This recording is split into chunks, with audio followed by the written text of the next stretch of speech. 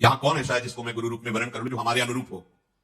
गंधर्व बोला, इस सामने उत्कर्ष तीर्थ है, इसमें धौम्य मुनि तपस्या कर रहे हैं, आप जाकर उनको गुरु रूप में वर्ण कीजिए। अर्जुन ने बहुत अच्छा कह के गंधर्व को आग्नेयास्त्र की शिक्षा दी और वहां उत्कोचक तीर्थ में जाकर धौम्य मुनि को प्रणाम किया और अपनी बात निवेदन की। तो उन्होंने कहा, मैं तो तुम्हारा इंतजार ही कर रहा था, मुझे पता था तुम आओगे और मुझे गुरु रूप में वर्ण करोगे। अब उनको गुरु रूप में स्वीकार करके आगे बढ़े। जैसे आगे चलते जाते तो मंत्रों के उच्चारण द्वारा जल छिड़कते जाते, कोई भी विघ्न, कोई भी बाधा पांडवों को स्पर्श न कर सके। नरश्रेष्ठ पांचों भाई पांडव द्रौपदी के लिए पांचाल देश में प्रवेश किया। अब वहां सोचा कि अगर मैं राज्य के अंदर प्रवेश करता हूं तो कहीं कोई जानकारी न कर ले कि इतने महाबली कौन हो सकते हैं। तो उस गांव में एक किनारे कुम्हार का घर था गांव के बाहर, उसके पास गए और कहा, मुझे कुछ दिन के लिए यहां रख लीजिए।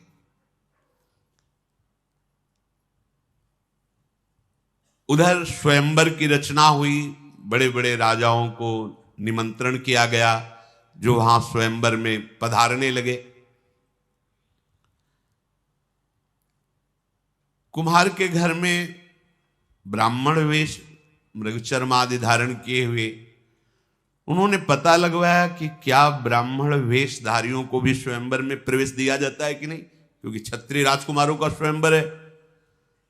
तो वहां सूचना मिली कि ब्राह्मणों को विशेष आसन दिया गया है स्वयंवर में।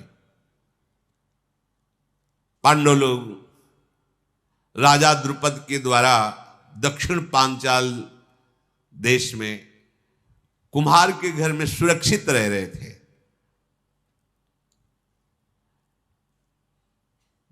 एक गुप्तचर को भेजा और कहा, स्वयंवर की क्या दशा है? उसने आके बताया कि ऐसा लक्ष्य वेद रखा गया है कि सिर्फ अर्जुन ही वेद सकते हैं, दूसरा नहीं। उनको पता नहीं कि पांडव ये हैं। महाराज द्रुपद की आंतरिक इच्छा थी कि द्रौपदी का वर केवल अर्जुन हो सकता है। तो उन्होंने एक ऐसा कृत्रिम लक्ष्य रखा है कि एक छोटा सा छिद्र यंत्र के आसपास पटा हुआ है और उस छिद्र के ऊपर मछली जो निरंतर घूम रही, उस छिद्र से 5 बाण घूमती हुई मछली के आंख में मारना है। उस छिद्र से, जैसे कहीं कहीं छोटी छोटी कथाओं में कि वो नीचे से तेल पर आकृति देख के, महाभारत ग्रंथ में ऐसा नहीं। ग्रंथ में है कि एक ऐसे सपाट ऊपर आकाश की तरफ और उसमें एक छिद्र, और उस छिद्र के ऊपर मछली ऐसी घूम रही है और उस छिद्र से घूमती हुई मछली की आंख में 5 बाण मारने, 5 बाण ही रखे, जो बराबर 5 बाणों को संधान करके मार देगा, द्रौपदी उसी के गले पे जयमाला डालेंगी। द्रौपदी की ऐसी घोषणा है। पांडव निश्चिंत हुए, गए और ब्राह्मणों के बीच में बैठ गए।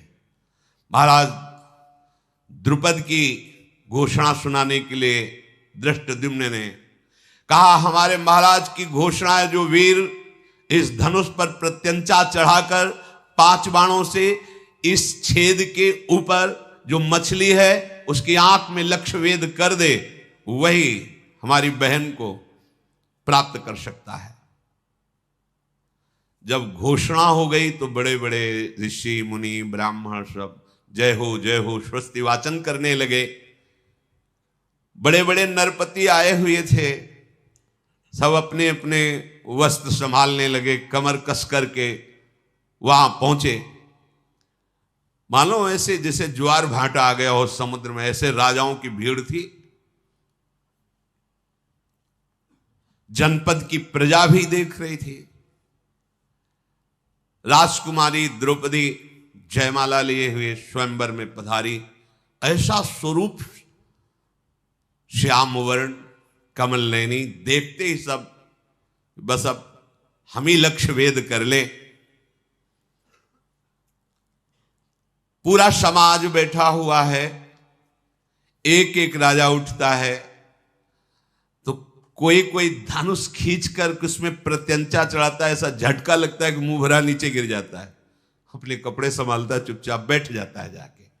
दुर्योधन, दुर्विशह, दुर्मुख, दुष्प्रदर्शन, विविंशति, विकर्ण, कर्ण, दुशासन, ये सब बड़े बड़े कौरवजन भी अपनी, इधर भगवान श्री कृष्ण बलराम ये भी आए हुए थे। भूमंडल के विख्यात विख्यात जितने वीर हैं, शल्याद, सब, जरासंध, सब आए हुए थे। वे सब क्रम से उठने लगे, जैसे जो ज्यादा सम्माननीय वो पहले जाए। लक्ष्य वेधने का दृढ़ संकल्प करके, पर भगवान श्री कृष्ण ने जितने यदुवंशी वीर आए थे सबको इशारे से कहा कोई नहीं उठेगा, चुपचाप। तो जितने द्वारिकापुरी की तरफ से आए हुए थे सब कोई नहीं उठा। बलराम जी ने कहा ऐसा क्यों तुम कह रहे हो? तो उनका वो देखो मृगचर्म पहने हो 5 बैठे ना, वही पांडव है, और ये वेद अर्जुन के लिए है। अच्छा ये अर्जुन है, हमने तो सुना था कि उसमें अग्नि महल में बस नहीं, वो देखो 5 बैठे।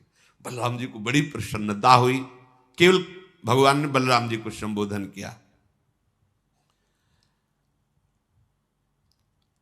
अब उस समय कोई कोई तो धनुष की प्रत्यंचा चढ़ाने को बस होते कि वो अब बस बंधने वाली, ऐसा झटका लगता गिर जाते, किसी के बाजू टूट जाती, किसी के माथा टूट जाता, इतना कठोर धनुष रखा गया था, दूसरा चढ़ा ही न पावे। द्रौपदी की आशा लिए हुए जाके बैठ जाते, प्रत्यंचा ही नहीं चढ़ा पाए बड़े बड़े वीर। राजाओं की अवस्था ऐसी देखकर दुर्योधन भी पहुंचा, पर उसके घुटने फूटे, प्रत्यंचा तो चढ़ा नहीं पाया। दुर्योधन को ऐसा देखकर कर्ण को सहन नहीं हुआ, भुजा ठोकता हुआ पहुंचा, धनुष उठाया, प्रत्यंचा चढ़ाई और बाण में हाथ, 5 बाणों को ऐसे उठा के लक्ष्य की तरफ देख रहा था। द्रौपदी जी ने कहा कौन है ये? तो जो घोषणा करने वाले थे उनका सूत पुत्र कर्ण बोले किसी भी तरह तेरे को स्वीकार नहीं कर सकती, रख धनुष बाण, नीचे उतर। आकाश की तरफ देखता हुआ कर्ण नीचे उतरा। क्या कर सकता है, कैसे कहे कि मैं सूत पुत्र नहीं हूं? जीवन भर अपमान सहना पड़ा कर्ण को, जीवन, महाबली महादानी है। द्रौपदी ने उच्च स्वर से कहा ये मेरा वर्ण करने का कैसे अधिकारी हो सकता है, हटाओ इसको सभा से।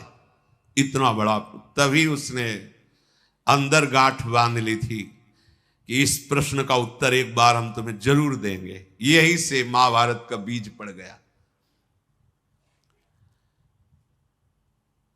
अब जितने वीर थे सब अपना अपना बल लगा करके, जरासंध भी हार गया, प्रत्यंचा नहीं चढ़ा पाया, कर्ण ने प्रत्यंचा चढ़ा नहीं थी। शायद प्रयास के लिए छूट मिलती तो हो सकता लक्ष्यवेद भी करते, पर आगे अवसर ही नहीं मिला। शत्रुओं को संताप देने वाले धृतराष्ट्र पुत्र सब निराश बैठे थे। अब बड़े बड़े प्रभावशाली राजा जो देवताओं के समान बलवान थे वो भी सब हाथ पे हाथ मिसते रह गए। जब सब राजा अपना मुंह नीचा करके बैठ गए तो युधिष्ठिर जी ने अर्जुन से कहा उठ चलो। इंद्र के समान तेजस्वी विशाल बाहु, अजान बाहु, और इनका भी वर्ण श्याम वर्ण है, कमल नयन। जे ही अर्जुन ब्राह्मणों की सभा में खड़े हुए, ब्राह्मण लोगों ने मंत्रोच्चारण शुरू कर दिया। हाँ भाई हमारा पक्ष है, मृगचर्म हिला हिला करके मंत्रोच्चारण करते, अवश्य विजयी होगा तू, अवश्य विजय है ब्राह्मण, तू अवश्य विजयी होगा। सब जितने बड़े बड़े राजा थे सब सर झुका के कि क्षत्रिय बल के द्वारा स्वयंवर की पूर्ति होती कि आज ब्राह्मण बल विजय प्राप्त करेगा। सबको यह है कि ये ब्राह्मण भीख मांगने वाला क्या कर सकता है, उपहास ही होगा इसका। जब बड़े बड़े जरासंध शल्य आदि बड़े बड़े राजा हार गए, ये क्या कर सकता है। अपने गुरु तुल्य बड़े भ्राता को प्रणाम करके मस्तानी चाल से रंगमंच पर पधारे। जो देखता उसका अनुमान होता कि इसकी चाल, इसकी गर्व भरी दृष्टि देखकर लगता है लक्ष्य भेद देगा। पर कुछ लोग बोले कि ब्राह्मण में इतनी सामर्थ्य कहां कि धनुर्विद्या की ऐसी सूक्ष्म कला को प्राप्त कर लिया हो। अर्जुन जी गए, धनुष की 4 परिक्रमा की, माथा झुकाकर, यह किसी ने नहीं किया था, जाके प्रणाम किया। इसके बाद विद्याओं के परम गुरु भगवान शंकर को मन ही मन प्रणाम करके भगवान श्री कृष्ण का चिंतन किया और सहज में धनुष को उठाया। खेल खेल में प्रत्यंचा चढ़ाई, बात की बात में 5 बाण संधान किए और लगातार वो घूम रही थी, 5 बाण लक्ष्य में वेद दिए। ब्राह्मण लोग उछल पड़े अपना अपना कमंडल लेकर के, मृगचर ले विजय हो गई। बड़े बड़े जो राजा आए थे सब निराश, ऐसा कैसे हो सकता है, ऐसा कैसे हो सकता है।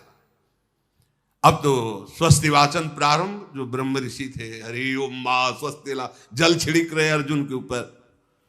राजाओं ने कहा कुछ नहीं हुआ, लक्ष्य भेद करके द्रौपदी को नहीं ले जा सकता। हम बहादुर राजाओं के बीच से द्रौपदी को ब्राह्मण नहीं ले जा सकता। इस ब्राह्मण को जान से तो नहीं मारना चाहिए क्योंकि ब्राह्मण है, इसे बंदी बना लो और महाराज द्रुपद को जान से मार दो। और द्रौपदी का इतने राजा हैं तो अपहरण नहीं हो सकता, इसलिए इसको भी भस्म कर दो। क्षत्रिय राजा, अद्भुत कर्म करने वाले अर्जुन ने द्रौपदी की तरफ देखा और इशारा किया कि घबराना मत, शांत रहना। ये राजा द्रुपद अन्याय कर रहा है, ब्राह्मण को कन्या देगा। यहां हम क्षत्रियों का अपमान हो रहा है, तिनके की तरह हमारा उल्लंघन हो गया। मारो सब घेर के इस राजा द्रुपद को। तब तो भयानक कर्म करने वाले भीमसेन युधिष्ठिर जी से कहा, भैया आप चुप रहने का अवसर नहीं है, अब हमारे रिश्तेदार हो गए महाराज द्रुपद और इनको किसी भी तरह की आंच नहीं आनी चाहिए। राजाओं को क्रोध में भरे देख करके उसी धनुष को अर्जुन ने संभाला और वही 5 बाण, और कहा इतना ही काफी इनकी दवा के लिए। ये वो 5 बाण ऐसे दिव्य थे, लक्ष्य भेद करके तुरंत आ जाते थे। जैसे मद की धारा बहाने वाला मदोन्मत्त गजराज हो, ऐसे भीमसेन उठे, अपना कमर में वस्त्र बांधा, कहा हमें किसी अस्त्र की जरूरत नहीं, अपने घूंसे के प्रहार से सब राजाओं की नशा ठीक कर देंगे। बड़े बड़े राजा अपने अपने धनुष उठा करके, द्रुपद महाराज भागे और अर्जुन की शरण में आके रक्षा कीजिए, जब तुम इतने वीर हो तो हमारी रक्षा कर सकते हो। असाधारण बुद्धि वाले अर्जुन ने कहा कि अचिंत्य कर्मा युधिष्ठिर की जो शरण में आ जाता है उसको कोई नहीं मार सकता, चाहे देवता ही क्यों ना हो। आप निश्चिंत रहिए, ना आपकी प्रजा के, ना आपके राजभवन के और ना आपकी राजपुत्री को कोई भी किसी भी तरह से अमंगल नहीं कर सकता। आप इतना समर्थ के बीच में खड़े हो कि इस समय त्रिभुवन का कोई भी देवता, दैत्य, दानव सब मिलकर प्रहार करें तो भी आपका बाल बांका नहीं हो सकता। ये सुनकर द्रुपद को शंका हो रही थी कि ब्राह्मण में इतनी सामर्थ्य नहीं हो सकती। इनकी भुजाओं में जो धनुष की प्रत्यंचा के रगड़ है, इनकी अस्त्र पकड़ने की जो मूठ कला है, तो धनुर्धर अर्जुन के समान है, पर वो कह नहीं पा रहे थे। भगवान श्री कृष्ण ने कहा कि कुछ बोलना नहीं भैया बलराम जी से, ये पर्याप्त है। संकर्षण भगवान बलराम जी ने कहा मुझे सहन नहीं हो रहा, कहीं ऐसा ना हो कि, उन्होंने कहा आप चिंता मत करो, हम लोग तो हैं ही, पर देख तो लो ना। कमलदन के समान नेत्र वाले भैया, वो जो धनुष उठाए खड़े हैं वो अर्जुन है, और वो जो दुपट्टा बांध के खड़े हुए भीम है, और जो शांत बैठे महाराज युधिष्ठिर हैं वो नकुल सहदेव हैं। आप बिल्कुल चिंता मत कीजिए, ये पूर्ण बलशाली हैं और मुझे पता है कि कि रणभूमि में कोई भी ऐसा राजा नहीं जो इनके सामने से भाग न पड़े। अब तो ब्राह्मणों ने अर्जुन के पास आके खड़े और कहा, चिंता मत करना, इनके बाण हमारे कमंडल का जल। हाँ देखते, और तो बल। अर्जुन ने ब्राह्मणों को प्रणाम किया और कहा, बस तुम्हारा आशीर्वाद ही काफी है, तुम एक मंडली बनाकर खड़े रहिए जिससे कोई अस्त्र शस्त्र तुम्हें छू न जाए, तुम्हारे जल की जरूरत नहीं है, मैं अकेला ही काफी हूं पूरी सभा के लिए। महाबली अर्जुन स्वयंवर में लक्ष्यवेद को प्राप्त करके द्रौपदी को इशारा किया, मेरे पीछे चलो। द्रौपदी जो आज्ञा करके अर्जुन के पीछे चले, भीमसेन आगे चल रहे। कर्ण कूद पड़ा दुर्योधन के साथ कि अभी इस ब्राह्मण को मजा चखाते हैं। निर्भय होकर, उसको पता था कि ब्राह्मण हमारे सामने कैसे जीत कर ले जा सकते हैं। भीमसेन एक बड़ा ताड़ का वृक्ष था, उखाड़ा, उसके पत्ते उत्ते झाड़े, विशाल वृक्ष हाथ में लिया और आगे खड़े हो गए। राजाओं की मंडली टूट पड़ी भीमसेन और अर्जुन पर। अर्जुन का बाण संधान लक्ष्य भेद मार मार के बाणों से कर्ण को बेशुद्ध कर दिया। और भीम का कोई बाण वाण का तो चक्कर था ले, पेड़ उठा के मार 500 राजा एक बार में मूर्छित हो रहे। ऐसा धनुर्धर तो केवल देवराज इंद्र या अर्जुन हो सकते हैं। ऐसा धनुर्धर मैंने नहीं देखा जैसा तुझे देख रहा हूं। इसलिए मैं, तू ब्राह्मण है ना, इसलिए प्रणाम करता हूं और खुले मुख से तेरी प्रशंसा करता हूं कि दो ही विश्व में ऐसे धनुर्धर, या तो देवराज इंद्र और या सब्यसाची अर्जुन। उसको पता है अर्जुन लक्षागृह में मारे गए हैं और मैं तुमसे परास्त हो गया, अब मेरी सामर्थ्य नहीं, मैं तुम्हारे सामने खड़ा हूं। कर्ण ऐसा कह के वापस हुआ। जब कर्ण वापस हुआ तो वृक्ष की मार से पिटे हुए कौरव पक्ष भाग पड़े। माद्रीक जी के भाई का नाम था शल्य, बहुत बलवान थे। इन्होंने भीमसेन से कहा कि तू ब्राह्मण है इसलिए तुझे क्षमा करता हूं, वापस चला जा। ये पेड़ का प्रहार तेरा मेरे ऊपर कुछ काम नहीं करने वाला। शल्य ने जब भीम से, तो भीम ने कहा तुम दया मत करो, तुम्हें, हम ऐसे ब्राह्मण नहीं, तुम्हें जितनी सामर्थ्य हो तो तुम लगाकर हमसे युद्ध करो। जैसे दो महागजराज भिड़ गए हों ऐसे भीम और शल्य का युद्ध होने लगा। भीम ने आश्चर्यपूर्वक एक घटना घटी, शल्य को उठाया, पृथ्वी पर बड़ी जोर से पटक दिया। शल्य युद्ध का विचार ही छोड़ के भाग पड़े। ऐसा बल, और सबसे महाबल किसका प्राप्त हो रहा जानते हो? वो बैठे संकर्षण के पास भगवान श्री कृष्ण। कहते तुम देखते जाओ, बल तो महाबल प्रभु है ना, उन्हीं का सब बल है। जितने वीर थे सब भाग पड़े और बोले ये ब्राह्मण कौन है, पता तो लगाओ भाई, ऐसा आज तक तो हमने कोई देखा ही नहीं।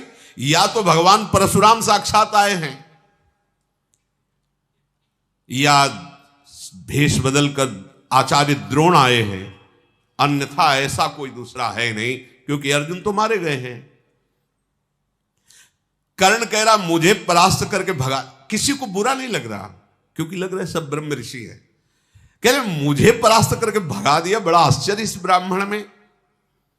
शल्य ने कहा देवकी नंदन श्री कृष्ण और बलराम के सिवा मुझे कोई पटक नहीं सकता, और इस ब्राह्मण ने मुझे उठा के पटक दिया, बड़ा आश्चर्य है। बलवानों में श्रेष्ठ भीमसेन का अद्भुत कार्य देखकर भगवान श्री कृष्ण बहुत प्रसन्न हुए। बीच में आए और उन्होंने कहा देखो तुम सब राजा हार गए, ब्राह्मण विजयी हुए, बार बार युद्ध करने की बात नहीं, तुम सब जाओ। भगवान श्री कृष्ण की बात मानकर युद्ध शांत हुआ, सब राजा चले गए।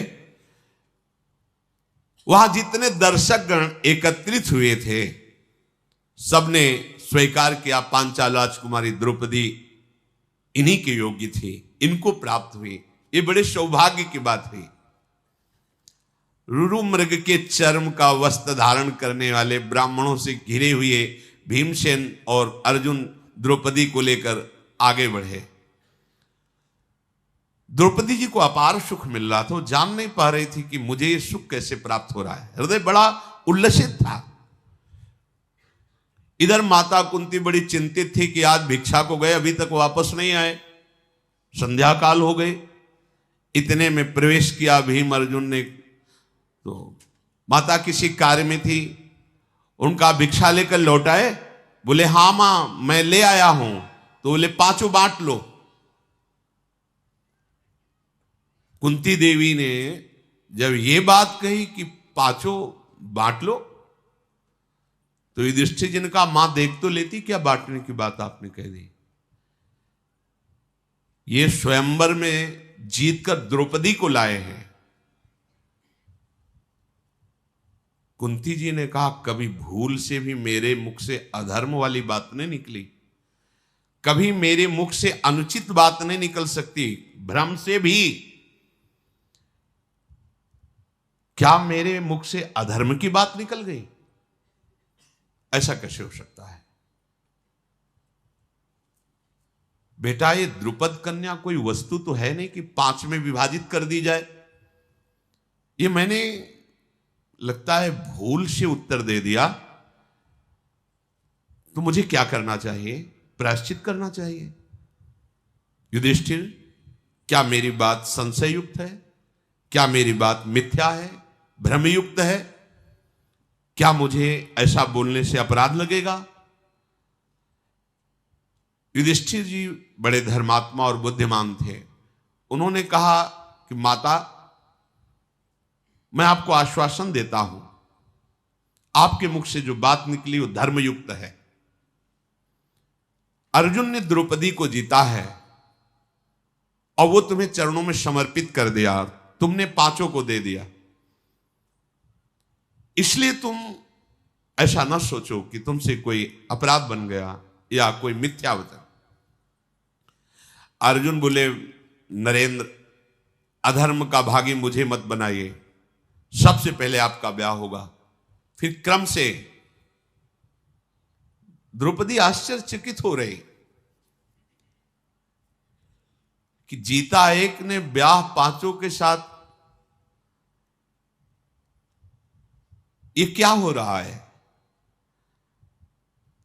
पांडवजन मन ही मन विचार करें कि कोई प्रमाण देने वाला मिल जाए कि हम लोगों का ये कार्य धर्मयुक्त है कि नहीं।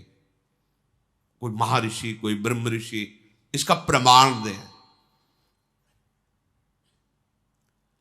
ऐसा सोच ही रहे थे कि भगवान श्री कृष्णचंद्र जो और बलराम जो वहां गुप्त रूप से पधारे कुम्हार के घर में। अजात शत्रु महाराज युधिष्ठिर जी ही दृष्टि पड़ी, वसुदेव नंदन श्री कृष्ण तुरंत खड़े हो गए। प्रभु नजदीक गए और कहा मैं श्री कृष्ण आपको प्रणाम करता हूं, और युधिष्ठिर जी के चरण छुए, क्योंकि बुआ के बड़े लड़के हैं। भीम को हृदय से लगाया। बलराम जी ने भी युधिष्ठिर जी को प्रणाम किया। कुंती जी के चरणों में माथा नवाया श्री कृष्ण और बलराम जी ने। वसुदेव जी की बहन है कुंती जी, और कहा मैं गुप्त रूप से यहां इस घर में आया हूं, आप लोग सब सुखपूर्वक हैं? युधिष्ठिर जी ने कहा आपकी कृपा है प्रभु। आपने कैसे पहचान लिया? भगवान ने कहा कि मेरा नाम वासुदेव है, मैं तुम्हें पहचान नहीं पाऊंगा। वासुदेव का तात्पर्य होता है वासना वासुदेवस्य वासितम भुवनत्रयम् सर्वभूत निवासोस्मि वासुदेव नमोस्तुते। अर्थात मेरे से सब प्रकट हुआ, मेरे में ही सब रह रहा है, और मैं जानूंगा नहीं। भगवान ने इतना कहा कि तुम ये जानो कि मेरा नाम वासुदेव है, और हंस दिया। ऐसा कौन अद्भुत कर्मा है जिसको मैं जानता ना हूं? सौभाग्य की बात है कि आप अग्निकांड से जीवित बच गए और द्रौपदी को ही प्राप्त किया। मेरे हृदय की भावना जो आपके प्रति है वो आपका सदैव रक्षा और कल्याण करती रहेगी। आप लोगों को कोई जान न पावे और हमें कोई ये न जाने कि आप हमारे हो, इसलिए मुझे गुप्त रूप से यहां से चल देना ही उचित लगता है। भीमसेन और अर्जुन कुम्हार के घर में जब द्रौपदी जी को लेके गए थे, तो धृष्टद्युम्न जो द्रौपदी के भाई थे, द्रुपद ने कहा था ये कौन से ब्राह्मण हैं, कहां से आए हुए हैं, हमें कुछ पता नहीं, तुम और तुम्हारे गुप्तचर तुरंत इनके पीछे लगो और हमें कुछ ही घंटे में सूचना दो ये कौन है, कहां से आए हैं, ऐसी वीरता इनको कैसे प्राप्त हुई? मुझे नहीं लगता कि ब्राह्मण है। गुप्तचरों के साथ दृष्टिद्युम्न पीछे लग गए थे। चारों तरफ उनके गुप्तचर कुम्हार के घर में आसपास नकुल, सहदेव, युधिष्ठिर जी, अर्जुन जी, भीम जी कुंती के पास बैठ करके जो भिक्षा मांग करके लाई गई थी उसका विभाजन करने का इंतजार कर रहे थे। कुंती जी ने द्रौपदी जी से कहा, आज तुम विभाजित करो। पहले देखो कोई अतिथि तो नहीं, कोई संत तो नहीं बाहर भूखा, शास्त्र ऐसा कहता है। घर के बाहर निकल कर देखा, नहीं, तो अन्न का सीधा आधा भाग करो और इनको दो, भीम को आधा भाग, और इसमें शेष के 6 भाग करो, क्योंकि अब द्रौपदी जी भी है। 4 पांडवों में, 5वीं कुंती जी, 6वीं द्रौपदी जी, भीम को आधा भाग। जब सब पा रहे थे उसके बाद द्रौपदी जी ने बचा हुआ जो शेष भाग था उसे पाया। फिर जब सब प्रसाद पा चुके बैठ करके बातें शुरू हुई, यही सुनने के लिए गुप्तचर और दृष्टिद्युम्न उनके भाई वो अब वीर गाथाएं अपने पिता पांडु महाराज की और भी बातें, सब राजधर्म से युक्त बातें कर रहे थे। दृष्टिद्युम्न ने देखकर थोड़ा दुखी तो हुए कि इतने महान महल में पलने वाली इन मृगचर मोड़ने वालों के पास मांगी हुई भिक्षा का छठवांश पाकर द्रौपदी जी प्रसन्न मुद्रा में, किसी भी तरह का उनको असंतुष्टता नहीं, और सबके चरणों के समीप ऐसे ही बिना बिछाए लेटी, क्योंकि वो सब अपने मृगचर में ही लेटे हैं ऐसे ही, और वो राजकुमारी होते हुए एक बार भी प्रश्न नहीं किया कि मैं तो राजमहलों में रहने वाली, मेरे लिए ऐसी अव्यवस्था कैसे? पातिव्रत धर्म को जानने वाली थी। दृष्टिद्युम्न तुरंत जाकर के द्रुपद को सूचना दी, महाराज हमारे गुप्तचरों द्वारा और हमारे द्वारा जो परीक्षण हुआ उस 100% वो ब्राह्मण नहीं है। उनकी वार्ता, उनकी चेष्टा, उनकी संगोष्ठी ये बताती है कि कोई महावीर हैं। द्रुपद राज ने तुरंत एक दूत को भेजा और कहा, जाओ उनको कहो कि महल में तुम्हारा द्रौपदी के साथ स्वागत करने के लिए हम व्याकुल हैं, आप आइए और यहां प्रसाद पाइए। मेरी पुत्री कृष्णा को भी यहां लाइए। राजा द्रुपद के कहने पर तत्काल कुंती सहित 5 पांडव महल की तरफ चले। परीक्षा के लिए उन्होंने महल में प्रवेश करते समय कुछ ग्रंथ रखवाए, कुछ युद्ध की सामग्रियां रखवाई, कुछ अन्न के विभाग करके रखवाए, बहुत सी, और स्वयं खड़े होकर देख रहे थे। जब पांडवजन वहां से निकले तो दृष्टि पड़ी, भीम भयंकर गदा उठा के देखता, अर्जुन धनुष पर प्रत्यंचा चढ़ाते, नकुल सहदेव तलवार को मुठ पकड़ के भाला लेकर, युधिष्ठिर देख, किसी और तरफ नहीं देखा, सीधे गए। उच्च सिंहासनों को सजा के रखा था, जाके गर्व से बैठ गए क्रम के अनुसार। महाराज को निश्चित हो गया अगर ब्राह्मण होते तो संकोच होता इन सिंहासनों पर बैठने के लिए, बिल्कुल संकोच नहीं, और जैसे बैठने की प्रक्रिया होती राजाओं की उसी तरह बैठे हैं, और युद्ध की सामग्री पर इनकी दृष्टि गई, इसलिए मैं पक्का कह सकता हूं कि ये क्षत्रिय राजकुमार ही है।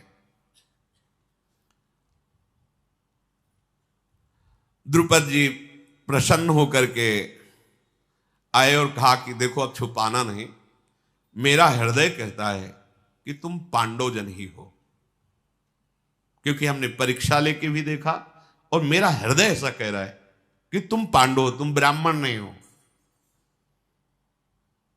क्या आप कृपा करके अपना परिचय दे सकते हो जिससे मेरा संशय छूट जाए? महाराज द्रुपद के ऐसा कहने पर महाराज युधिष्ठिर ने कहा, पांचाल राज नरेश, ये तुम्हारी कन्या जिसको प्राप्त होना चाहिए उसी को प्राप्त है।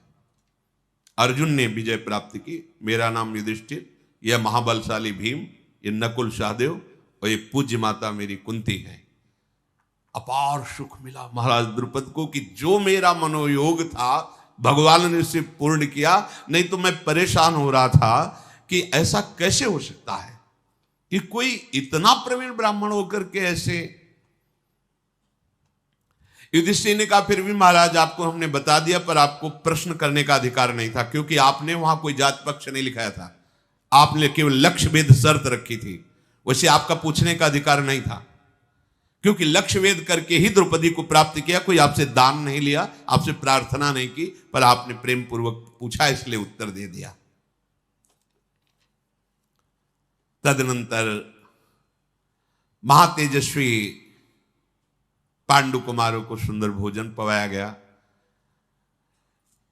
युधिष्ठिर जी ने कहा कि आगे की अब बात आप क्या सोचे हुए हैं द्रुपद जी से। द्रुपद जी ने कहा कि आप 5 में से कोई एक द्रौपदी का वर्ण कर सकता है, क्योंकि अर्जुन जी ने जीता है, चाहे अर्जुन, चाहे आप, चाहे भीम, नकुल या सहदेव, कोई एक राजकुमार हमारी पुत्री से, हम ब्राह्मणों को बुला के रखा है, हम पाणी ग्रहण संस्कार धर्मयुक्त कर देंगे। युधिष्ठिर जी ने कहा आपने सुना नहीं हमारी बात क्या? मेरी माता ने आदेश किया 5 के साथ ब्याह होगा, मैं 5 द्रौपदी के साथ ब्याह करूंगा और विधि पूर्वक करूंगा और धर्म युक्त करूंगा। द्रौपदी हम 5 की पटरानी बनेगी। द्रुपद बोले ये कौन सी भाषा आप बोल रहे हैं? बहुत सी रानियां एक राजा की होती है ये तो प्रमाण, लेकिन एक रानी के बहुत से पति होते हैं, ऐसा तो कभी हमने कहीं धर्म में नहीं सुना, शास्त्रों में नहीं सुना। तुम धर्म के ज्ञाता हो, पवित्र बुद्धि रखते हो, तुम लोक और वेद के विरुद्ध ये अधर्म की बात कैसे बोल दी? युधिष्ठिर जी ने कहा धर्म का स्वरूप बड़ा सूक्ष्म है, आपको पूरा ज्ञान नहीं है। पूर्व काल में प्रचेतागण 10 और उनकी पत्नी 1, आपको पता है, जिसमें हमारे पूर्वज गए हैं उस मार्ग का अनुसरण करना अधर्म नहीं कहा जा सकता। राजन ये भी धर्म है। द्रुपद बोले कुंती नंदन मेरी तो बुद्धि काम नहीं कर रही। कुंती देवी और राजकुमार धृष्टद्युम्न आप सब विचार करके कहो क्या ये बात ठीक है? तदनंतर सब बैठकर विचार कर रहे हैं। धृष्टद्युम्न ने कहा कि मेरी भी बात समझ में नहीं आई। बड़े भाई की पत्नी छोटे भाई के लिए मां के समान है, छोटे भाई की पत्नी बड़े भाई के लिए पुत्री के समान पूजनी अनुज बधू। फिर आप ऐसा कैसे कर सकते हैं? कैसे धर्म की रक्षा कर पाएंगे आप? मेरी समझ में तो बिल्कुल युक्ति संगत नहीं है। छोटे भाई की स्त्री के साथ बड़ा भाई कैसे समागम, बड़े भाई की जो पत्नी उसके साथ छोटा भाई कैसे समागम कर सकता है? मेरे लिए समझ में तो सूक्ष्म से सूक्ष्म बात ही अधर्म है। युधिष्ठिर जी ने कहा मेरी वाणी कभी असत्य नहीं बोलती, मेरी बुद्धि स्वप्न में भी अधर्म को स्वीकार नहीं करती, और मेरा मन इस बात में राजी है, इसलिए परम धर्म है। धर्मात्माओं में श्रेष्ठ जटिला नाम की गौतम गोत्र की कन्या 7 ब्रह्म ऋषियों से विवाह किया था। कंडमुनि की पुत्री वार्क्षी ने तपस्या से पवित्र अंतःकरण वाले 10 प्रचेताओं को पति रूप में वर्ण किया था, 10 के साथ एक पुत्री। तो धर्मज्ञ गुरुजनों के द्वारा बताया गया धर्म संज्ञक मार्ग ये भी है, इसमें कोई दोष नहीं। सब गुरुओं में श्रेष्ठ मेरी माता कुंती मेरी प्रथम गुरु हैं, और वो महान भक्त भी हैं। उन्होंने आदेश किया 5 बांट करके बराबर, अब यही धर्म हमारे लिए है। हमारी माता का कहा हुआ वचन कभी मिथ्या नहीं हो सकता। ये सब बात चल ही रही थी कि इतने में भगवान व्यास देव जी पधारे। सब आनंद से मुक्त कर उनका अर्घपाद्य आदि से पूजन किया। बैठाओ का प्रभु। द्रुपद जी ने कहा कि ये समस्या है। भगवान व्यासदेव जी ने कहा ये जो महाराज युधिष्ठिर बोल रहे हैं ये धर्म है, ऐसा विधान है। द्रुपद तुमसे हम एकांत में बात करना चाहते हैं। हाथ पकड़ा भगवान व्यासदेव जी ने, द्रुपद को एकांत में ले गए और कहा तुम सब हमारी प्रतीक्षा करो। भगवान व्यासदेव जी ने द्रुपद से कहा कि एक बार की बात है कि एक तपोवन में एक मुनि कन्या भारी तपस्या से युक्त होकर भगवान शंकर को प्रसन्न किया और महादेव जी जब प्रकट हुए तो उसने 5 बार पति की मांग की। धर्मात्मा पति प्राप्त हो, सत्यवादी पति प्राप्त हो, महाबली पति प्राप्त आदि आदि। तो भगवान महादेव जी ने तथास्तु कहा। वो जो जो मांगा ये 5 हैं, धर्मराज, युधिष्ठिर, अर्जुन, भीमसेन, नकुल, सहदेव। तो ये महादेव के वरदान से उसको प्राप्त हुई। ये पहले से विधान है, कोई नया विधान यहां प्रकट नहीं हुआ है। महाराज द्रुपद बिना कुछ विचार किए उन 5 महापुरुषों को अपनी पुत्री का वरण कर दो। ब्रह्मा जी ने पहले से ही ये विधान रच रखा है, ये अधर्म नहीं है। भगवान व्यासदेव जी ने ऐसा उपदेश किया। महाराज द्रुपद ने ब्राह्मणों के द्वारा जो पाणी ग्रहण संस्कार की प्रक्रिया है उससे पांडवों का ब्याह करा।